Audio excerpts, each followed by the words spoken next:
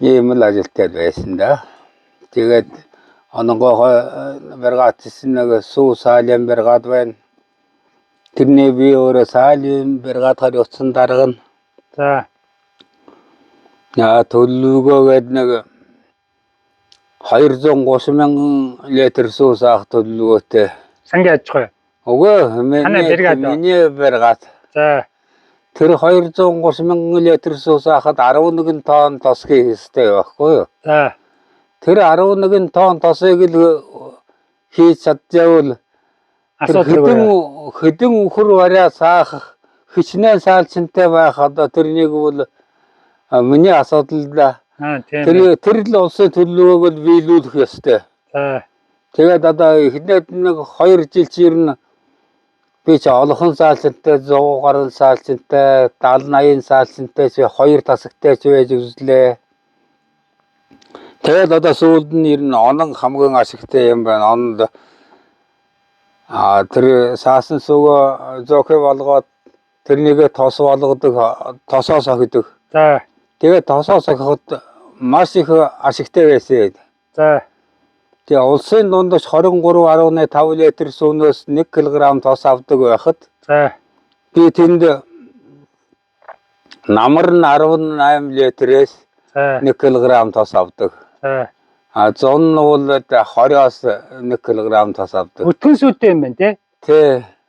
Тэр чинь за. Тэгээд одоо нэг 160 мянган литр сүү саагаад байхад л би тэр 11 тонн тосоо үйлдвэрлэдэг ийм хүн байсан. Тэгээд сүүлдний яг одоо сумын төв дээр бол одоо миний нэг тасаг байл л да. Тэгтээ сумын төв хүн болохдоо 27-оос нэг хил тос авч байсан. Тэгээд ононгоо ганц ашиг нь тэр ямар юу хожир байх өстэй жоосэн л одоо их тослог байсан болоо гэж боддог юм аа. Тийм байна. Жоосай бас тослог юм. Тий, их тослогтой байсан байх. Тэр олон эмэгтэйчүүдтэй ажиллах бас хэцүү үстэй аргыг нь олох чинь.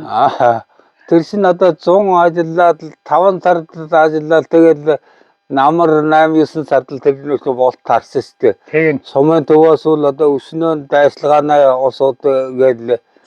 За тэр хооронд янз бүрийн асуудал болно л да. Ер нь хэцүү заримдаа толдог л байсан л да. Одоо тэднүүдээс нь өвөл нөгөө төлчин эмэгшээсүүдийн чуулгуулалтын тэр болно гэдэг тэднүүдийг суглуулад аваад хонон одоо тэр баяул дээр тэр тэмцээн болно. Тэрэндээ оруулах гэж ирэх чинь нөгөө нөхрүүд нь юу яахгүй явахгүй. Одоо уурлаа тэрнийг төлөө зодон болж байсан. Зарим нь асвараад надруудаар би арай тийм хэтэй юм болохоор барьж аваад тэгсэнд одоо сандраад ижинда би явъя одоо энэ бодё. Тэгээд гэрээнд явж ийм юмнууд ер нь зөндөө хэсэг нөгөө төлнөөс мэдээж явахыг хүсээд байдаг. Тэгээд нэг хоног яваад ирэхэд л бөө юм болно. Тэр үед ер нь хүмүүс тэгж явдаггүй байсан байхаа бас тий. Тий, явдаг байсан. Одоо бол хамаагүй. Дээр үед тэрнийг хэцүү байсан. Дээр үед чинь одоо тэгээ хэцүү тэр хөдөөнөөс чинь тэрний шин машинаар 30 машинаар суглуулсан шүү дээ. Тэгээд чинь тэрэнд л нэг 2 өдөр явхад л одоо бөө юм болж. Тэгээ сүүлд нь мэддэг болоо тэгээд юу. Тэгээд чи хөнөөс надад дараагаар чи хөнөө ер нь хамаагүй суглуулж ирсэн бас ойлгоцсон.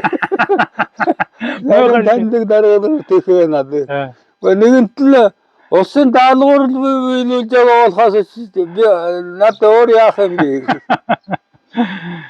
Хамгийн дараагаар надад тэгээд чи одоо тэгжээс ингэвдээ. Оо юм нэг ой хэцүү үед байдаг л дээ.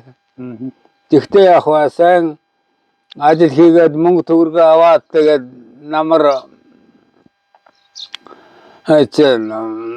баяртай улсууд бас байдаг л байсан л дээ. Ганц үр дүнгээ харцглаар тийм ээ. Тэр чинь одоо тэр үед чинь уган сайн сайвал 1000 төгрөгөөр асуудалгүй 103 сард нь бол мянгаас уухгүй ч сайн саавал.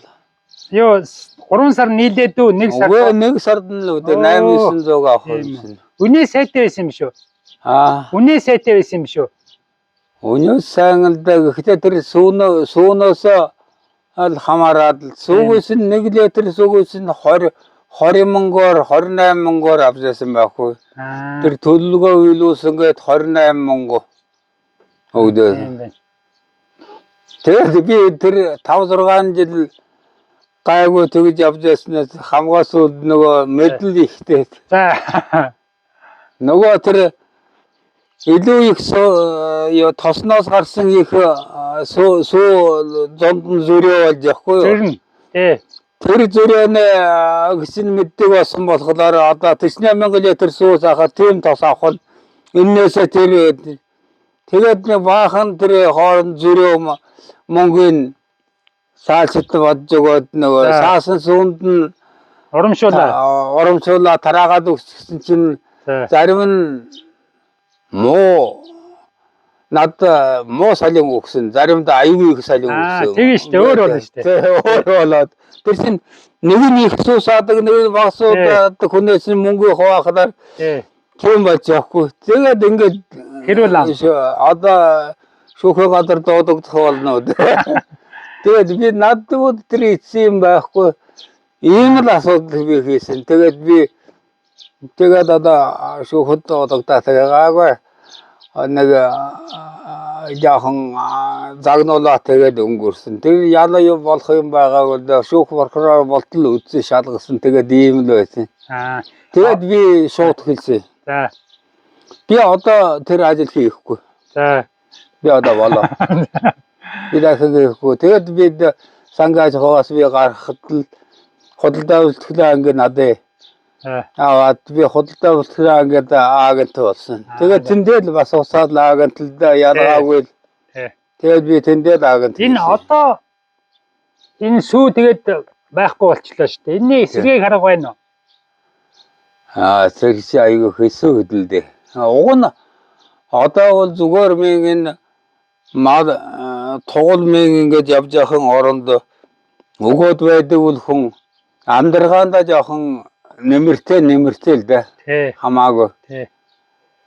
Тэрнийг хурдан барлуулаад тэгэхэд ихээр багунаар хурдан одоо сумын төвдөр хийсэн багунаар торгон барлуулаад хэдэн төгрөг болгоод авдаг уустын амжиргаанд хэрэгтэй. Тэгж хүн ойлгохоо байдаг.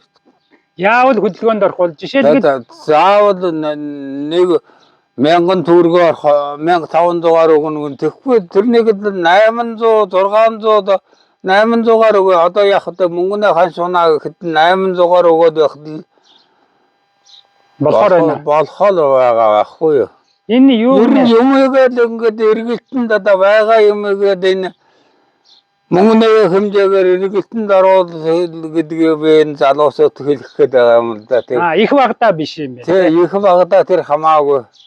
Жохон тэр нэг ерөөсө багын багц хэмжээгээр гэсэн нөгөө салентман нэмэргээд өөрөө суур мөнгө орж ирж байгаа учраас тэрнийг л одоо зөвөр эргэлж өгч тэгжл амьдралаа дэвшлүүлэх юм та. Мал байлаа гэх чинь одоо дан одоо сал албан хаагшуудаг гэдэг бас ганц 2 малтай тэрнийг хажуугаар нь тэр нэмэр юмар амдрахгүй энэ чинь ганц салангаар мөнгө хүрэхгүй. Коммунизмын үед ч гэсэн нөгөө мөнгө аваад мөнгө хатуу тэгээд тэмч байлаа гэхэд би тэр бэргаад хийж ихдээ нэгдэл дондод мод хийдэг.